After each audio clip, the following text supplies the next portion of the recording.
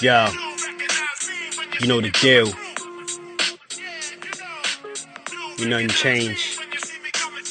Judah Ben. Yo. Here we go again to open up the show again. Suckers want a copy, so they try to wonder where we been. It's Thomas from the Bronx talking boxing, football and baseball and sometimes wrestling. Plus he all about the dough like Fosse. You might even catch him live, be on IG. You know he still rock with sock, even when the whole block is hot, chillin' in the cut like a doc. A lot of cowards, they act fake in a spot like they taking a spot, but imitators a pop. Tommy dropping out gems like a treasure chest. Every other week you might catch him with a special guest. Like the champ Keith Cologne, he's a regular. Took pics with Bud, so you better show him love. BBO and D Free playing safety. They blocking all nonsense. Sonny, change your conscience.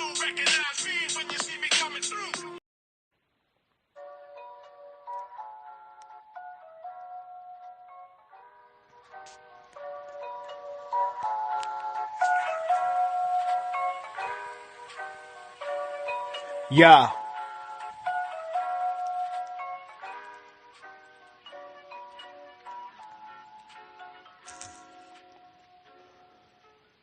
Welcome to D Free Sports, where the NFL and not the NBA take the stage and hold center court. This be your channel for live, insightful commentary, your one fat source for combat sports.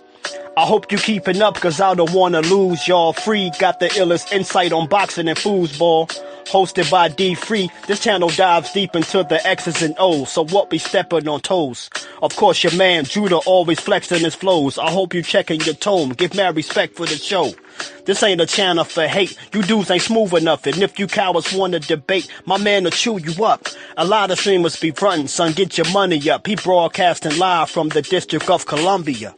Subscribe now and stay locked all season long, and bob your head to the music of my theme song. Yeah, yeah. Yeah, you know the deal. It's Judah Ben. Shout out to D Free. Broadcasting live from Washington, D.C. Word 'em up.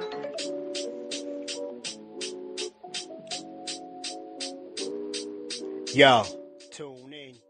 He going live. I think it's going to come down to which team can keep the defense guessing. Because if these defenses can pin their ears back and get to the quarterback, it's going to be a long day for whatever team it is. So it's going to come down to what team can keep the defense guessing. And I'm a favorite Seattle because I don't particularly like a quarterback going into the biggest game of his career, and it's his second season as a quarterback, and he's injured. He got a banged up shoulder. I think one big hit from Seattle, he might be out of the game. So I'm gonna lead towards Seattle, and I don't think it's gonna come down to a possession. I think Seattle's gonna win this game by 14. What's good, everybody? What's good, man? This is the Super Bowl recap and sort of a celebration if you're a Seahawks fan like myself. We're going to talk about it. That was D Free's prediction. I think he was the closest one to the predicting the score. He picked Seattle to win 28-14. Seattle won 29-16, so he missed the Seattle score by 1 point. I actually picked 34 the final score was 29-13. So he missed it by 1 point on each score. I had it 34-13. So I only missed it. I missed it by 5 at 1 point. So D Free came close. He said 28-14. So they actually won by 16. So salute to D Free. That was Nostrafrilio. So Nostradamus, right? We picked the final score. Salute to everybody in the building.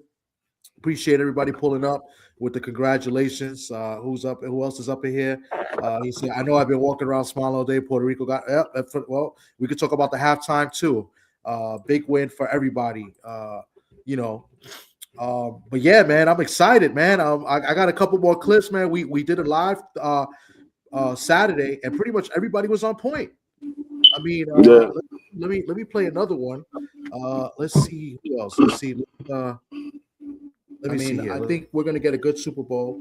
I think I really truly feel Seattle should dominate this game, and I think I'll be celebrating at the end of tomorrow night. And if I'm not, it is what it is. It's been a great year of football, a year that I didn't expect, to be honest.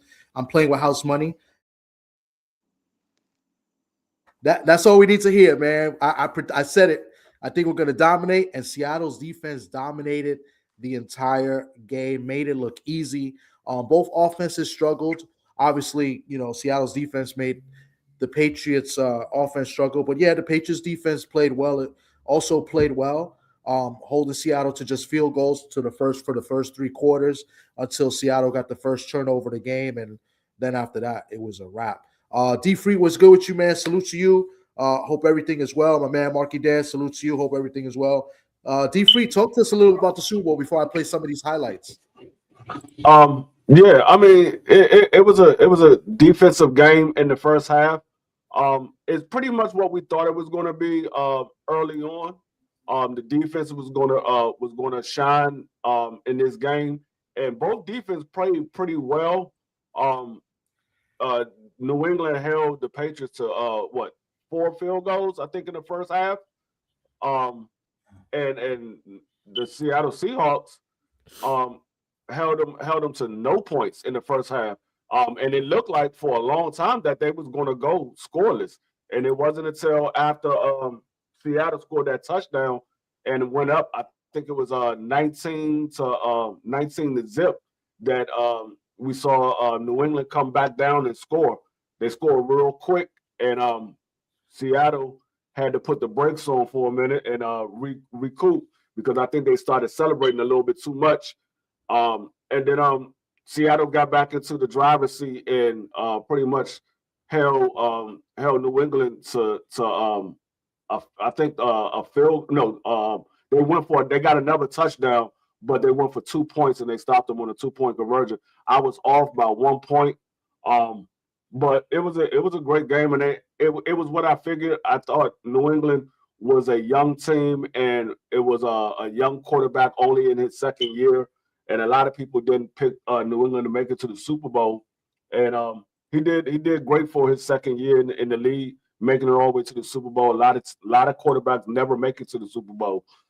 So hats off to New England, but Seattle was the better team, and I thought that going into the game that Seattle was going to be the better team, but I knew it wasn't going to be a close game because Seattle defense is high power. They can shut down the run and put pressure on the quarterback with just their front four. They didn't have to blitz. They did blitz at times, but they didn't really have to blitz. They got a lot of sacks on just the front four. They got a couple of corner come in and get a sack, but majority of the sacks that they got was just the front four. But I just knew it wasn't going to be a close game. So if you bet on the point spread and you bet that Seattle will cover, you won. If you bet that it wasn't going to be a close game and Seattle will win by more than 3 points, you did well on that. Yeah, indeed. I mean, and the spread kept moving. I mean, the game started out at. I mean, when the spreads first opens, when the books open, they started out at 3.5, and it ended up at 5. I think a lot of people just kept taking Seattle, and pretty much Seattle covered. They covered, quite easily. So if you bet Seattle, you pretty much made some money. You know what I'm saying? So, Marky Dan, what you got on this before I start showing some highlights? Salutes to the panel. Salutes to Chop Cheese Tommy, my brother. Congratulations on getting the bowl. Seattle's second Super Bowl, I believe.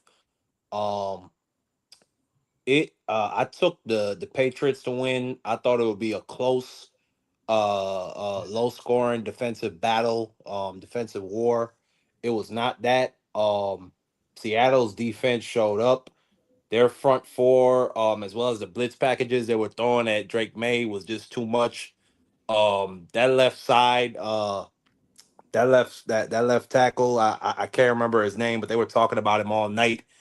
I mean, he was getting his tail whooped. He was That constantly was getting pushed back. He was constantly that getting was pushed Will. back into Drake May's lap. I mean, it was just a terrible game for him. I mean, that kid is gonna think about that for the rest of his life. Yeah, But that was overall, Will that was trying to Seattle's shut down Lawrence. That was Will. who? Will. I believe it's Will. His last name starts with a C, but his first name is Will. Well, don't say Will Campbell. Yeah, I think that's what it is. I think it's Will Campbell. Will Campbell. Is that the kid out of LSU? Yep.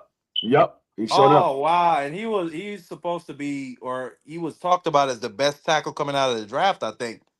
Yeah, he was the 4th overall pick. Wow. He didn't live up to his billing yesterday. I mean, Drake May was constantly under pressure. Constantly, he had no time to throw the ball. There was a couple of key drops for the Patriots as well. Seattle's defense didn't allow them to run the ball too effectively. They stopped them on 3rd down consistently. I mean, special teams, I think they pinned them inside the one, maybe like 2 or 3 different times. Like, and not only that, I think until like the 4th quarter, I think the Patriots punted on basically every single drive. Which, if you're a defense, I mean, it don't get better than that. I mean, Seattle's defense, like, they were just lights out. Like, that was one of the best performances I've ever seen. I put it right up there with my Eagles, what they did last year to Patrick Mahomes. And right now, I just say, like, this is the era of great defense. Well, not just great defenses, but great running games as well. Like, if you don't have a balanced offense and an elite defense, you're not winning the Super Bowl. And you're seeing that and you're not getting to the Super Bowl. And you see that with teams like the San Francisco 49ers a couple of years ago. They had one of the like nastiest teams ever. And then the Chiefs defense is what was holding them up for so many years when the offense was slacking, whether it was the receivers or the O line. And then Kenneth what's his name, Tommy? Kenneth Kenneth Walker? Walker. Yeah, Kenneth Yeah, Walker. Kenneth Walker. I mean, great performance. Did what he was supposed to do. I'm glad he got the MVP in the end. Sam Darnold. What's that great quote by Bill Parcells? I always say, they can't tell you couldn't do it because you did it. Can't nobody Yeah. say that Sam Darnold can't lead a team to the Super Bowl no more because the guy did it. He went out there. He didn't have the greatest game. I think he passed for like 50%. I think that was his completion percentage. But he did what he was supposed to do. I don't think he turned the ball over. Nope. Kept it clean. Handed it off to Kenneth Walker. You know what I'm saying? And you just gotta say hats off to the Seahawks. And on the other side, the Patriots. You know, I wanted Robbie Boyd Kraft. I wanted Robbie Boyd Kraft to get his moment, to put that 7th ring on his other middle finger. You know what I'm saying? To drag his nuts on all the haters and all the doubters, but it just didn't happen for him this year. And it's really a shame because like they had the best opportunity they probably could have to get to the Super Bowl and win it. I mean, what's his name? Bo Nix for the Broncos. He was out and hurt. You know what I'm saying? So like the path there was pretty wide open, and they just weren't up to snuff. They just couldn't compete with the Seattle Seahawks, and it was what it was out there. But shout out to the Seahawks, man. Immortality. Yeah. Real quick, my man 88. What's up, man? Where's my congratulations, bro? You can't even give me a congratulations. That's crazy, bro. I mean, you was hating and you was like, let's go Pats. You can't be like, yo, congrats, Tom. Congrats on the CEO. Nah, man. And Papi Chunye, I agree. I thought they could have done something for the first time. They could have gave Myers and Dixon the MVP. They could have just did a combined special teams because Myers was 5 for 5 with the field goals, and he got the 2 extra points as well. And then Dixon had a great game punting the game inside the 5 a couple times as D Free. I think D Free, you mentioned that. I mean, they both and special teams was huge. Or was it you, Marky Dan?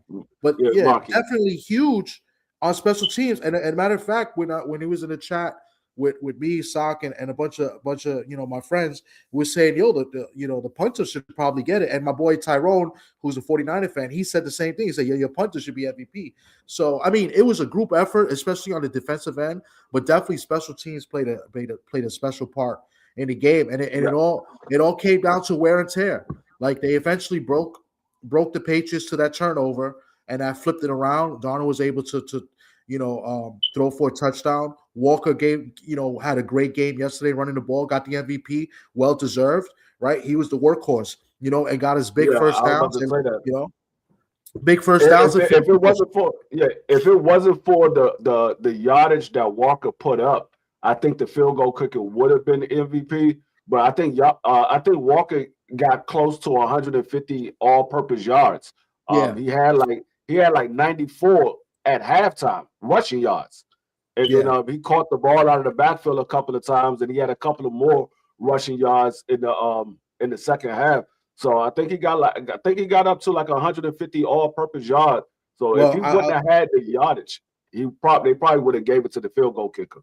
Yeah, he had over that. He had 135 rushing yards, and he had 2 catches for 26 yards. So that's 161 yards. So definitely went over 150.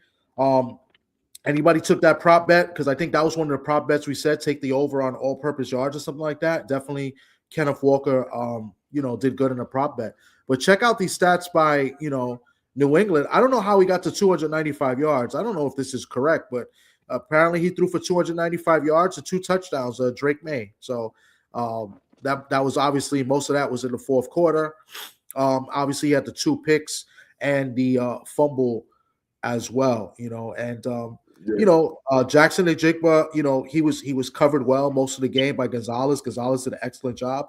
Darnold did good as far as not turning the ball over, but I didn't think he played his best game.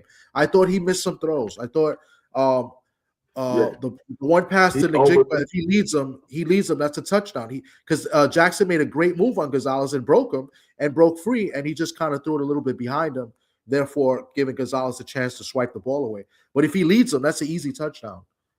So he missed Jackson on a bomb early on, and he missed Sheed on a bomb early on in the first half. Both of those would have blew open the game because Jackson, he was struggling early, and that was his moment right there. If it was like a yard or 2 shorter, he was going to the end zone because there wasn't nobody behind him. And if same thing with Sheed, if he would have got it like a yard or 2 shorter, she was going to the end zone. He burnt the corner right off the break. So he missed a couple of explosive plays that would have broke that game wide open where it wouldn't even been close. My score would have not even been nowhere near correct. It would have been a much bigger blowout early in the game because he missed some throws, so but nevertheless they got the win. They dominated. I'll play a little bit of highlights. I mean, I'm ecstatic. Papi Chuneo says, much like boxing, May made the running adjustments too late. Both quarterbacks should have used their feet more, especially with how tight the DBs were playing. I agree. Yeah, I was shocked to see May not really take off much, but, I'm not in the field. I'm not seeing what he's reading, what he's seeing on the field. But nevertheless, the defense of Seattle was phenomenal. Yeah, Drake May held the ball. Christian Gonzalez is without a doubt the best. I said it before. I said it maybe 2 years ago when the Patriots drafted him, that Christian Gonzalez would be, if not at the time, was the best corner in the league. Like when he came out as a rookie, because I remember he had to cover A.J. Brown, then he had to cover Tyreek Hill in week 2 of his career, then he had to cover Stephon Diggs. And week 4 he got hurt, but I think he locked up CeeDee Lamb too. So like in a 4-week span of his rookie season, he locked up all 4 of them dudes. So I knew that he was something special, and he performed well out there. Drake May held on the ball a little too long. Yeah, I definitely agree. But he had a lot to think about. They were coming after him, but Gonzalez. There was one crazy pass breakup. I think it was at the end of the first half where Jackson Smith-Njigba was maybe like the ball was maybe just an inch away from his hands where he would have got a touchdown. Well, that's what I was talking about. That was the play I was talking about. If Darnold makes a better throw, he gets a touchdown because Jackson made if you watch that play and watch the route that Jackson ran, he broke Gonzalez. Like he just literally broke him. It was a beautiful, cut inside, and he had him beat by like a foot, but Darnold threw the ball behind him. Yeah, he had to turn back for that ball. That ball wasn't in front. He had to go back and catch it like this, and Gonzalez put his hand in between and ripped it out. I was like, oh man, that was a dynamic play because that would have changed field position and gave them a touchdown probably earlier in that game than when they got it. But yeah, I think Drake May. There was moments where Drake May was sitting in the pocket, and you see the pocket collapsing, and he just stood there. I'm like, why are you just standing there? You got legs. Get out of there. But he was just looking. He was like, okay, let me get this person open. And he just sat there the entire time. I'm like, he's holding on the ball way too long. This is the Super Bowl. Everything is much faster now. You got about 2, maybe 3 seconds to get rid of that ball. And unless you got great blocking scheme, you got about 2 or 3 seconds. That's why if you pay attention, majority of the Super Bowls, a lot of the passes are short passes. You'll have 1 or 2 bombs here and there, but a lot of the passes are short passes because you don't have that much time in the Super Bowl. Those teams are coming at you, and I think he was. I mean, he's a young guy. This is his first time on this stage. This is his second year in the league, so that will come with time. If he makes it back there, I think he'll do better the next time he gets there. If he makes it back there, but he was holding on the ball way too long. Yeah, my man 88 Sports Talk says May was seeing ghosts out there. He said he was flinching in the pocket. Hey, man, see, sometimes it just works the other way around. Everybody was making fun of, Darnold when Darnold said it, but this time maybe May saw them ghosts. You know what I'm saying? That's what's up. And you know what? I saw something that Rabel went away from what he was doing a lot in the playoffs. He wasn't blitzing as much. I think he was scared of Jackson, and he wasn't blitzing as much. Like Rabel usually blitz a lot more than what he did on Sunday.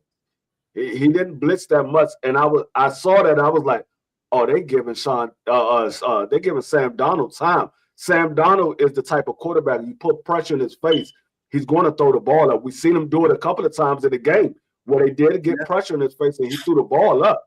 And luckily, nobody was there to catch it, but he would throw the ball up if you put pressure in his face. And I don't know why Rabel went away from blitzing, but that was a mistake that he made by not blitzing. Speaking of that, Seattle blitz more than they usually do because, this guy comes with different game plans each and every week. He's been doing it all year, but because he didn't do this against the Rams, they weren't blitzing as much as they did yesterday. They were blitzing a lot, Seattle. So on the opposite side of that coin, you got Seattle going in and blitzing with their corners. Witherspoon blitzed and got a sack, I believe. They had a great game plan defensively. There's no doubt about it. I think if we had Charbonnet, the game is a little bit different because I don't think they could prepare for the different types of runners.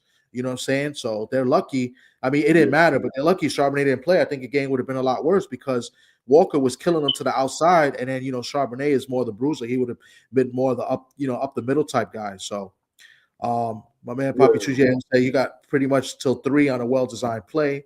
No feet in the pocket will get you cleaned up. Absolutely. What's good, Kwee? Salute. Shout out to you. Hope everything is well. Yeah, Witherspoon is fast, and he's a great tackler. Like for a DB, for a cornerback, he can tackle. He gets a lot of tackles. He's top 5 on the team in tackles.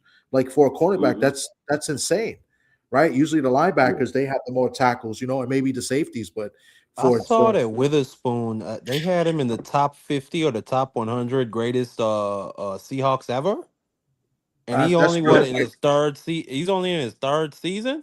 It's possible because Seattle doesn't have that many players in the history, right? They've been there since 1976, so it's been like 40, 50 years, and this kid's only been playing for like 3 years.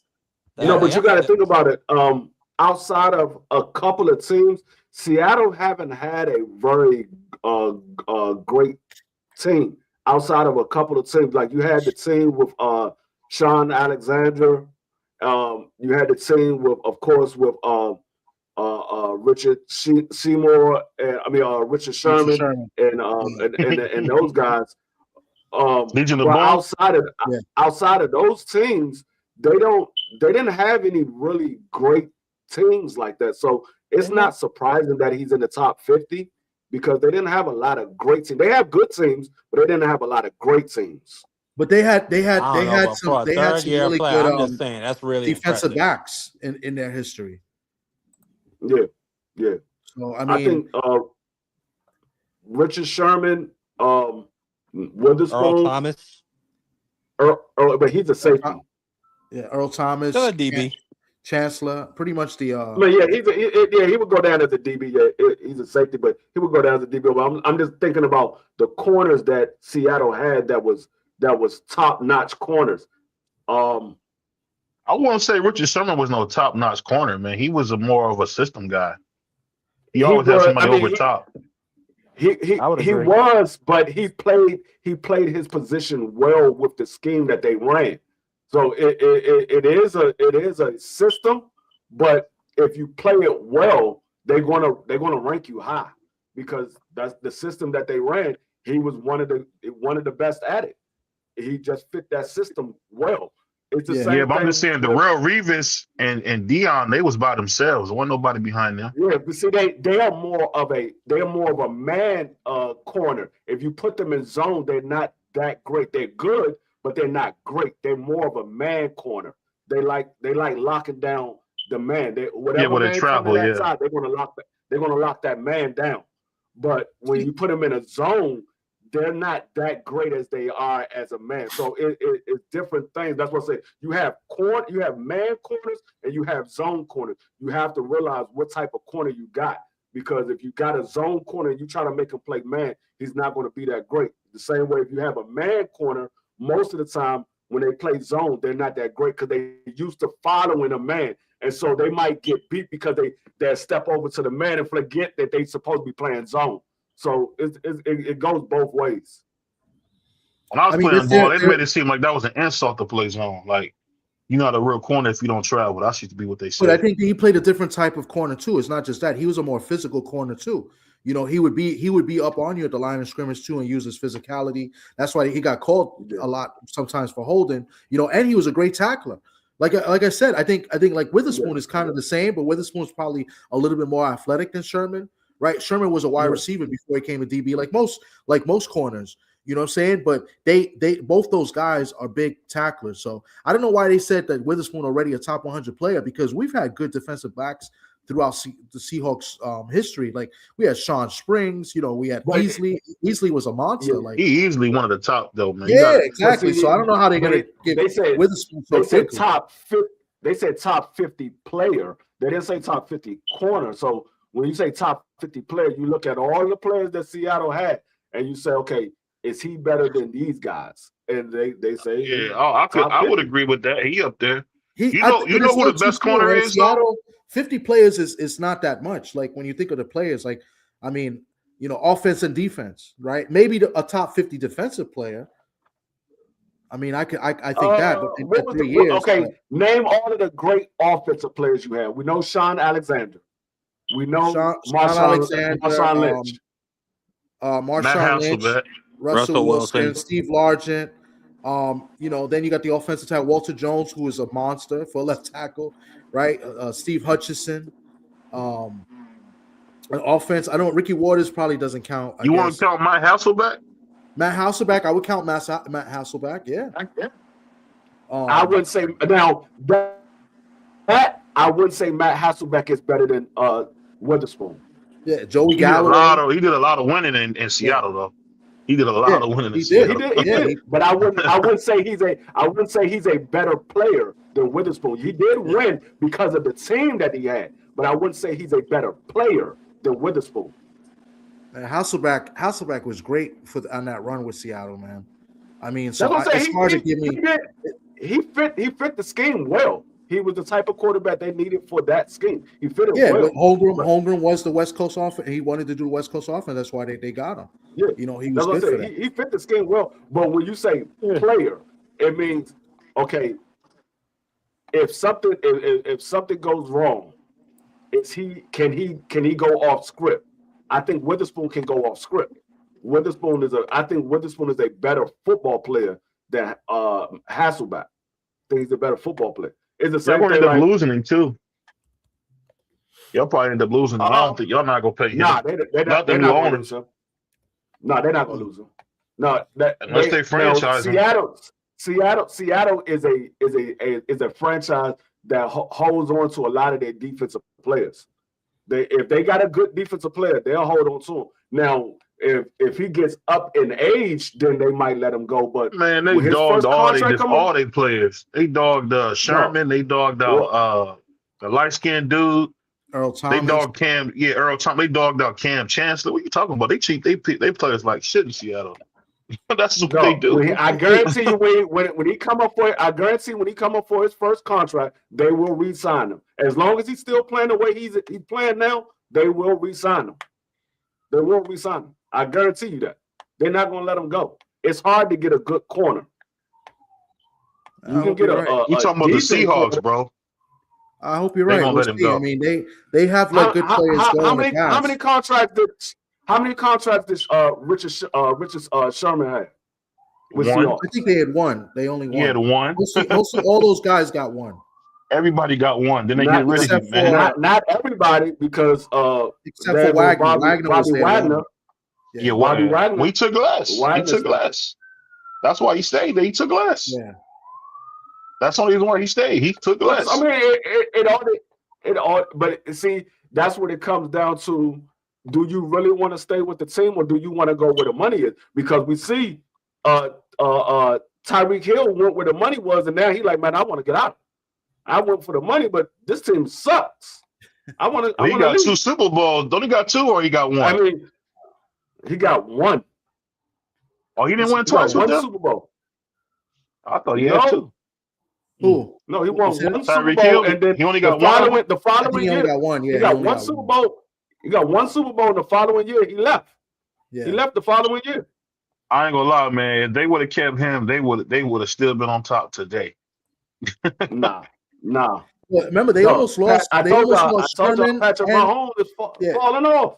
They almost lost Sherman and Cam Chancellor the first time because both those guys held out like preseason.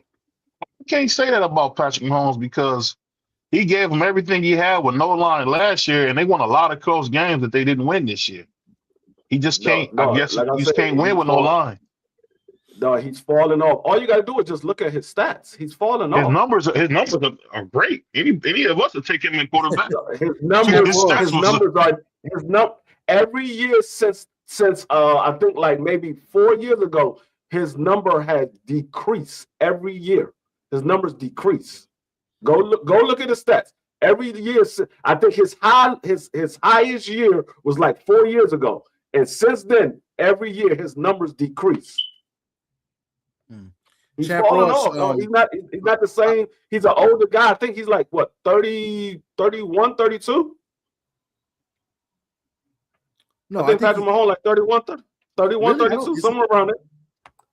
Is he? That's possible. I think Patrick Mahomes is up there. He's getting older. Let me just read this comment. You're right, Chandler. Rick Meyer was the reason why I became a Seahawks fan, pretty much, in '92, because I'm a Notre Dame guy. But he's not a top 50 Seahawks. He's 30. He's not even Patrick Mahomes is 30. Yeah, so Patrick Mahomes is 30. But yeah, Seattle's got a good amount of players, but 50. I guess so. I guess you could say 50. I mean, I remember Joey Galloway, Sean Springs. We said Tez. I mean, they had a good amount of players. They, like I said, they've been around since Kurt Warner, the original Chris Warren, the running back, and Kurt Warner, the running back. Both those running backs were good Seattle players. In 22, Patrick Mahomes threw for 5,200 yards. 23, he threw for 4,100 yards.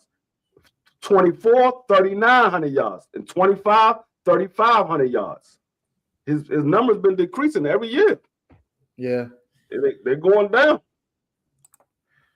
Well, I'm going to play a little bit of these highlights. I know my man BBO is about to go live. Man, we've been on for a minute. I didn't want to be this long, but I'm going to play some highlights and stuff. And, I'm saying that y'all want to add anything to it, but pretty much it was a dominant defensive game by Seahawks and the dark side.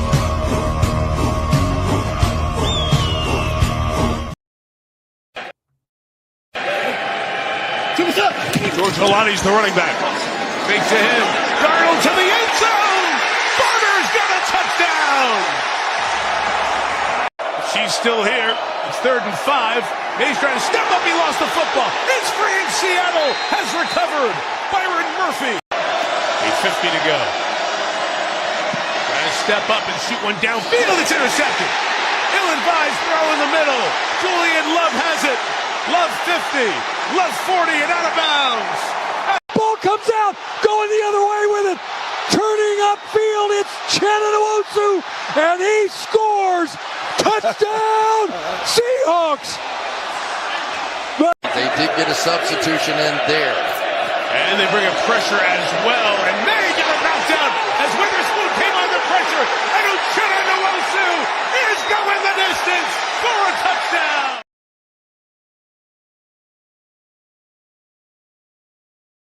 You know what's crazy? I thought that was a fumble, but it never hit the floor, so that counted as an interception for a touchdown. I thought it was a fumble for a touchdown, but it never touched the floor. They stripped them and they just took it away. I guess it bounced right in his lap, and he was out. So Nwosu got a interception. He gets credit for an interception for a touchdown. Let me see what else we got. There's your newest superstar in the coaching ranks right there. Everybody seems to want one of those young coaches that can last many, many years as your head coach. Guess what, Seattle? Yeah, Mike McDonald's been great. 2 years in as a head coach, right? He wins it his second year as a head coach. He's been a defensive coordinator for a while with the Ravens. Let's see what else we got. Seattle reigns above them all in the NFL. The Seahawks, Super Bowl champions for the second time.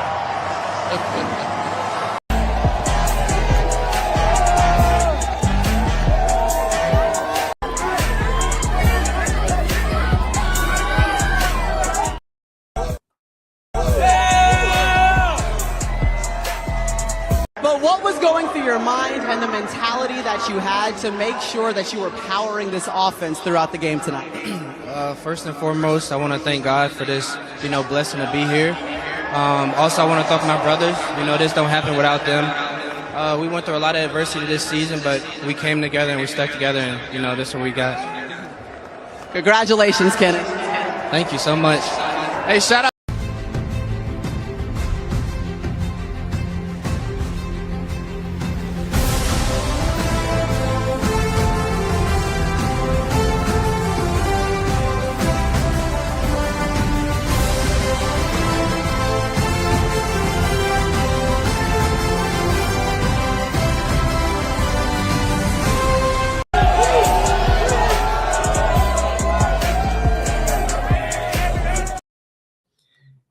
And you know what makes this sweet? We spoke about it. We spoke about it a little bit on Saturday.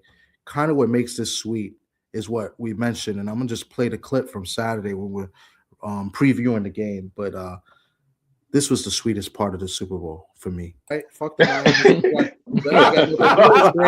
You know what's great about this Super Bowl is that this Super Bowl is played in Levi in Santa Clara, the home of the San Francisco 49ers. To see the banners and the logos all over the stadium is a beautiful sight.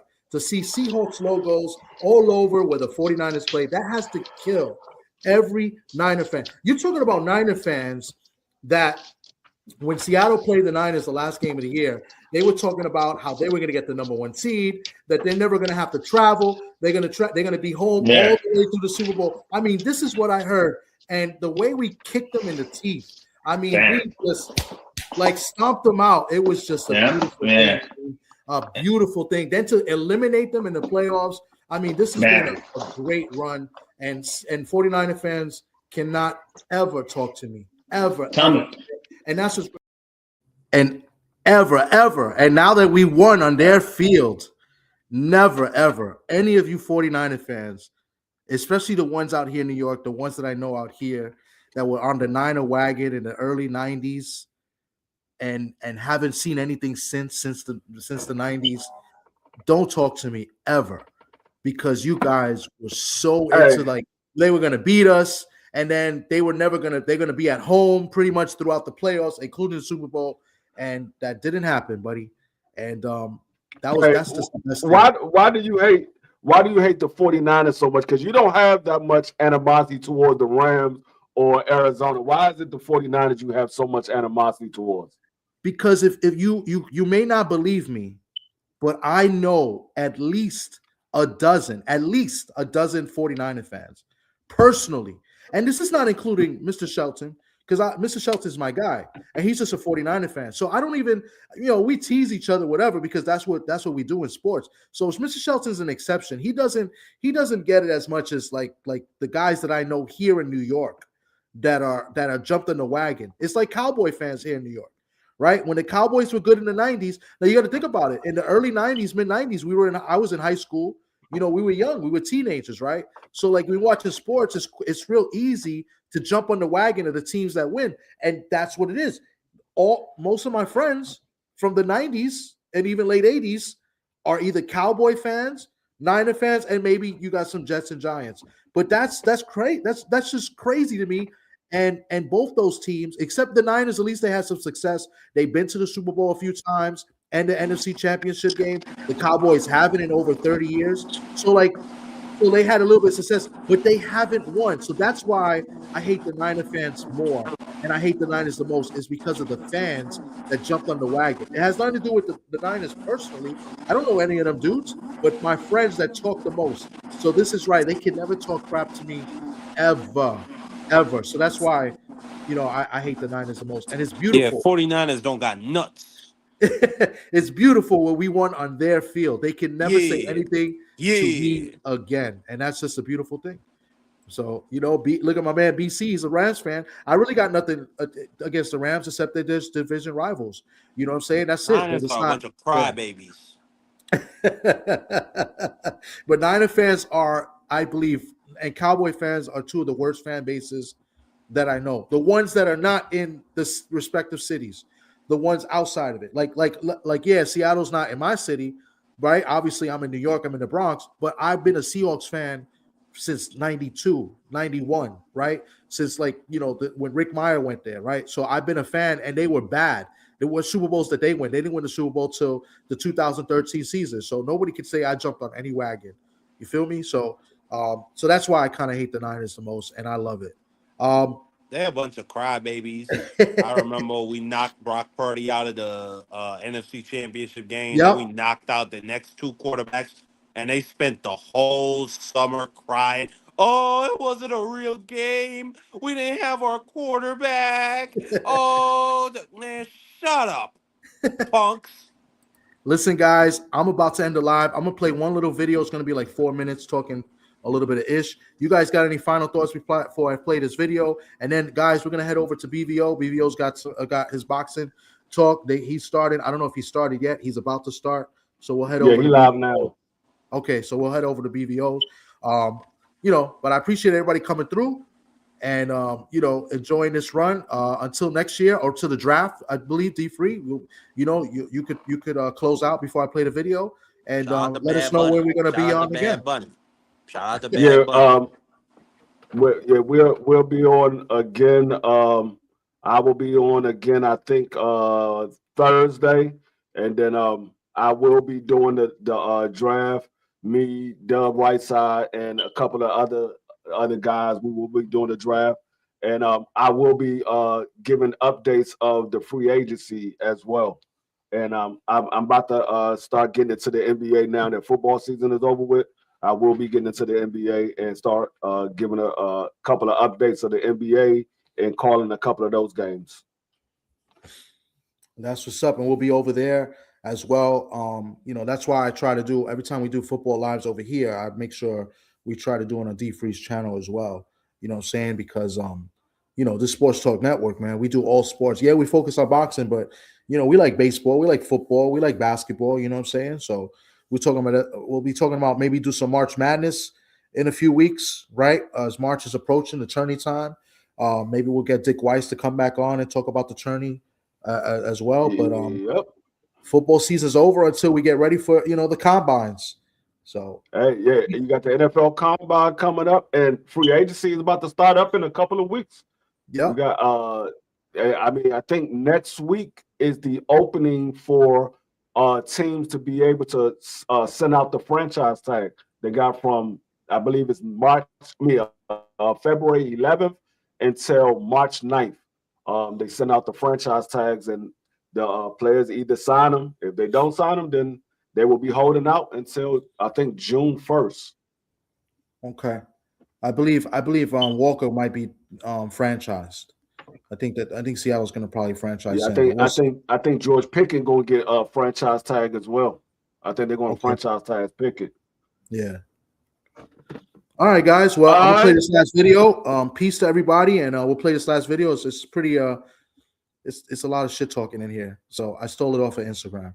So fair use. If not, no fair use. Whatever. It's not monetized. I'm playing it.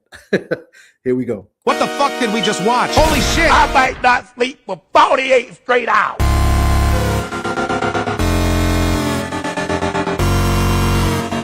Wow, that's a really nice schedule you got there, New England. I hope you enjoyed playing the itty-bitty stitty committee and a dude who probably tries to suck the flavor out of crayons on your way to this game. Unfortunately, if you'd like to win a Super Bowl... Oh, fuck yeah! Give me some music, a B12 shot to the jugular, and let me give you one last recap video. And oh, fuck, is that the silence before my home run music I hear already? Sam Darnold has the ECRA wide open.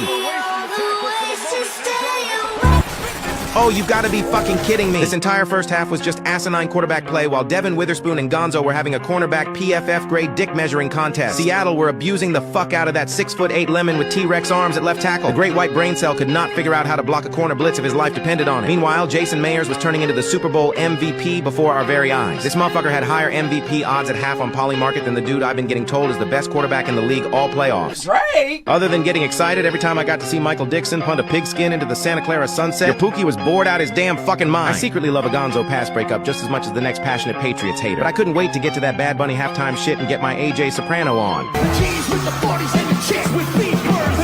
Anyways, my Ginger Jesus was finally getting a little ginger melanin motion back in his veins. My boy might not be able to hit a receiver in the hands, but he's moving in the pocket like Louisville Lamar, and the world's most muscular hamster came out of halftime, choosing to simply adopt Le'Veon Bell's exact style of play, leading to another fuck-ass Seattle field goal. Anthony Bradford then gave up a Milton Williams sack, which came at no surprise. But Drake May's Stephon Diggs condom of an offensive line immediately returned the favor not once, but twice. And oh, mommy, here we go. Seattle finally got their turnover, and you know what that means? I spy with my little eye a 6'6" tight end who's white as a ghost. Surely Sam Darnold will see him wide open in the end zone. You ever just want to fly away?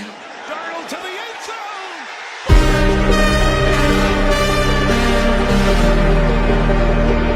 zone. But wait. Drake May just remembered Seattle have a crash-out corner who can't cover a bed with a blanket and goes by the name Rick Woolen.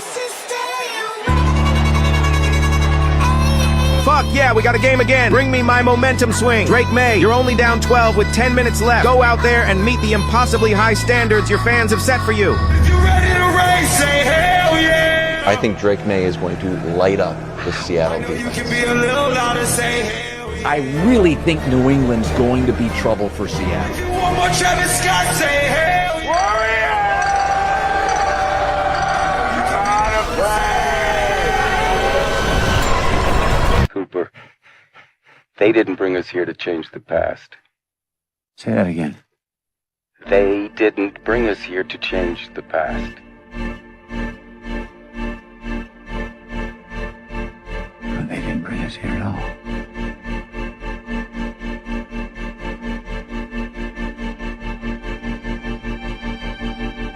We brought ourselves.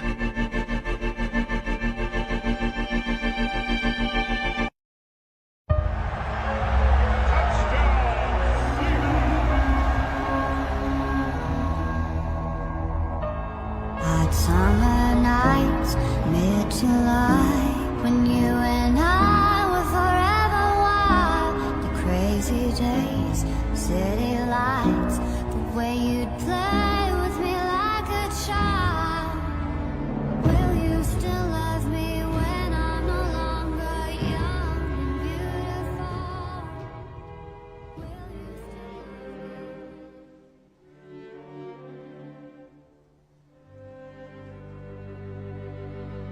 me? What a fuck.